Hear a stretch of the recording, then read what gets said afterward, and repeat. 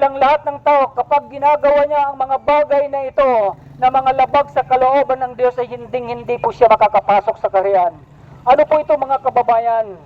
Sinabi po ni Apostol Pablo sa unang Korinto 6:9 hanggang 10, sinasabi niya, ito po ang sinabi ng ating apostol, na mga taong hindi makakapunta sa kaharian ng Diyos. Hindi ba ganinyo alam ng mga makasalanan ay walang bahagi sa kaharian ng Diyos?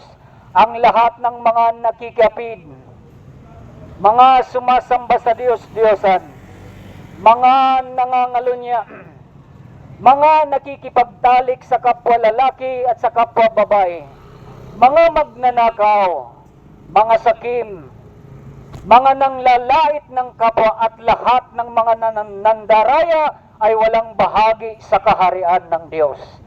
Kaya mga kababayan, kung ito inyong napakinggan sa mga oras na ito, mahal ka ng Diyos.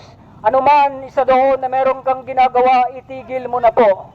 Habang hindi ka pa nalalagutan ng hinga, habang hindi pa bumabalik ang Panginoong Jesucristo, tayo po ay magbago, meron pa tayong pagkakataong magbago, magsisi, baguhin natin ang ating sarili dahil hindi po makakapasok ang mga gumagawa ng gayon.